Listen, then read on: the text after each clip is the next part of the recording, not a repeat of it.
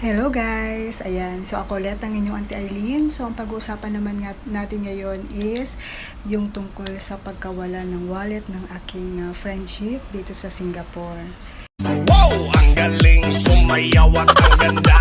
Ganyan ang mga dugong Pilipino. So yun guys, bali naikwento niya lang sa akin. So ginawan ko na rin ng content para maging aware yung mga kapwa natin na helper dito sa Singapore kung ano ba yung dapat gawin in case na mawala yung wallet nyo. Although, dito naman guys sa amin sa Singapore is napaka-safe po talaga. So yun ang nakaka-proud dito sa kanila. Bali, yung story kasi noon, ang nangyari po kasi is ganito, nung sinundo niya sa school yung mga bata, tapos nung pauwi na sila, bago pala niya sinundo is nagpaano muna daw siya, nag-top up siya dun sa 7-Eleven, pinaloadan niya yung SIM card niya. So yun, nung pinaloadan niya, tapos sinundo niya na yung mga bata doon sa, ang tawag dito, sa school, tapos dumaan muna sila saglit sa playground bago umuwi. Ngayon guys, nung pag-uwi niya, napansin niya wala na yung kanyang wallet. Ngayon nung chinek niya, tapos naalala niya baka accidentally niya nalaglag somewhere. So yun, nung ngayon, ang una-una niya ginawa, which is tama yung kaibigan ko dun sa ginawa niya na hindi niya tinago sa employer. Guys, pag nawala yung wallet nyo, i-inform nyo agad sa employer. Kasi guys, yung laman ng wallet niya nung time na yon is nandun yung kanyang working permit, which is napaka-importante sa atin. Tapos nandun yung debit card niya. Tapos nandun yun yung card niya ng Fast, kasi member kami ng Fast guys. Tapos nandun din yung pera nung amo niya na pamamalengke, at saka nandun yung resibo nung pinag-anuhan ng 7-Eleven. So ang iniisip niya, paano na. So yun, so ang ginawa niya is maganda yung ginawa ng kaibigan ko, in-inform niya agad sa employer. Ngayon nung nalaman ni employer na ganun, so sabi niya, sige, mamaya, syempre hindi naman agad-agad ma-action ng employer yan, syempre pag hindi sila busy, so magagawa nga sila na magpa-ano sila sa police para mag-ano ng police report ang tungkol doon. Tapos ang plano ni employer niya is ano na lang siya ulit ng panibagong work permit. Bali, applyan na lang siya online, pero yun guys is may charge yun. Swerte mo na kung hindi yun ipapacharge sa'yo ng employer nyo. Pero yun nga, tapos noon, yung kanyang debit card naman is openan na lang daw siya ng bago, di ba? Ang bait din ng employer niya guys. So yun, napakaswerte lang din niya sa kanyang employer. At saka mabait din naman yung friendship ko na yun, kaya binibless din naman siya. Hindi man natin masasabi yung mga accident guys, sino ba naman na may gusto na mawala ng wallet, di ba? So yun, so next time maging maingat lang tayo, ganun. Tapos kasi iniisip nila wala ng yun nga, ang working permit niya kasi guys is ito, may working permit ako dito, diba? So yung working permit niya kasi guys is may pangalan nung employer niya dito at saka address, pero walang cellphone number.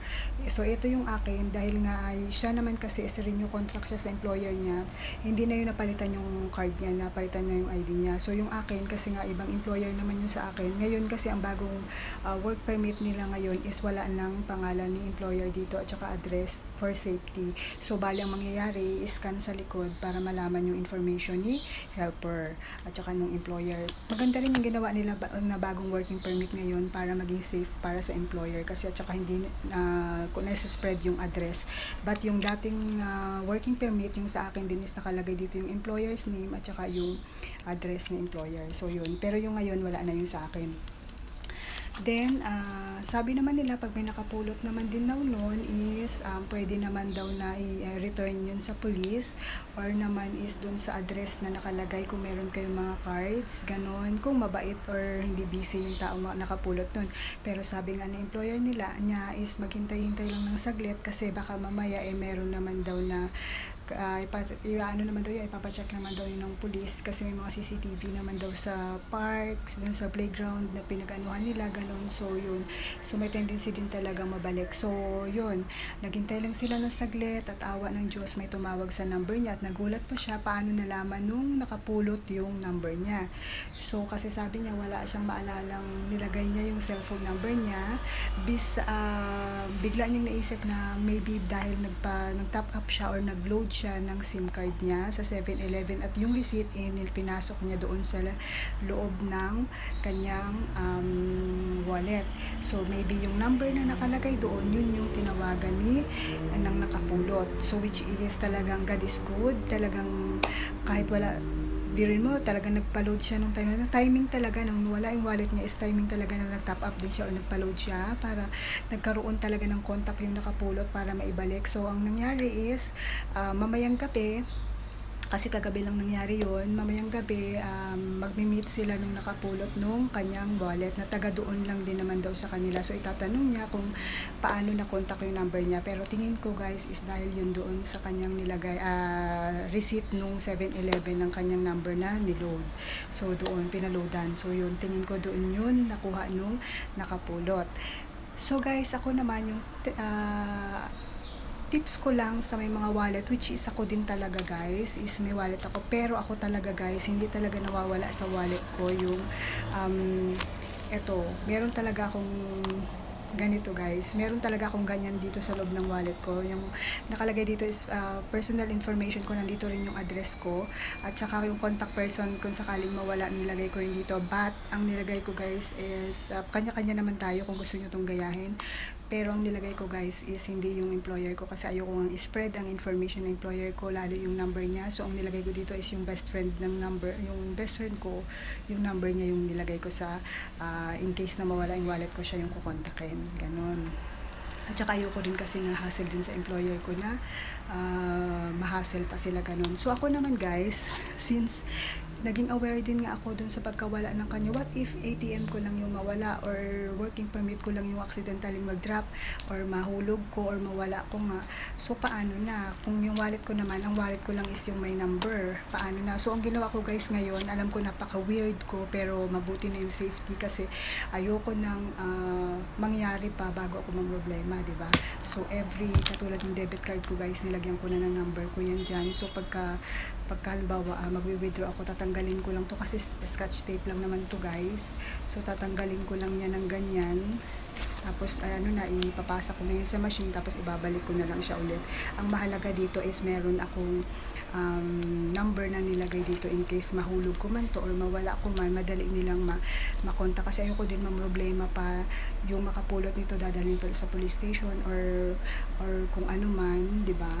So very hassle. So yun, kasi nga guys, dito naman sa Singapore, pag hindi naman sa inyo yan talaga, malamang talaga maibabalik yan kasi talaga sila dito, kasi siguro dahil nga rin talagang disiplinado sila tsaka maraming CCTV, so madali talaga nilang matrace yung pagkawala ng mga bagay-bagay. So yung aking din, nilagyan ko rin yan, yung isang Mastercard ko, tapos yung work permit ko guys, nilagyan ko na rin yan kasi ang naman dito is ito yung i-scan nila. So okay lang, so madali rin naman siyang tanggalin in case na kailanganin talagang tanggalin to kasi scotch tape nga lang, sabi ko nga sa inyo. Tapos ayan, itong sa fast ko din, ayan, nilagyan ko na rin siya kasi walang number na nakalagay. So nilagyan ko yung mga cards ko ng CP number ko in case naman mahulog ko or kung anong something na mangyari, diba? So ito yung way ko. Nako, sa inyo, bahala kayo kung anong gusto niyo. Basta sinishare ko lang sa inyo kung ano yung isang way na ginawa ko in case man na example mahulog ko yan o mawala ko, ma-misplace ko, ganun. Tapos yun nga, ito talaga guys, talagang matagal ko na talaga itong ginawa since nabili ko to. Inanuhan ko na talaga to, nilagyan ko na talaga to ng ng number ko dito in case na mawala siya, yung contact person na pwede nyong tawagan. Tapos yung cellphone nyo guys, ganun din guys, ako nilagyan ko rin yun ng contact person kung sino yung pwedeng tawagan in case mawala. Siyempre hindi mo pwede, pag nawala yung cellphone mo, wag yung cellphone number mo yung ilagay kasi tatawagan nila yung cellphone mo rin, diba? So ang nilagay ko dyan is yung best friend ko. So yun guys, nilagyan ko yan na hindi ko lang mapapakita kasi gamit kong pang vlog yung cellphone ko. So yun guys, so yun lang, ayun, God is good kasi yun na ibalik naman kasi napaka-hassle po mag-apply ulit ng work permit at saka may charge siya. So yun, di ko alam kung employer niya mag-ano nun, kung in case, di ba? So yun. So thanks God at na may nakapulot at ibabalik din sa kanila mamaya yung kanyang wallet. Ayun lang guys.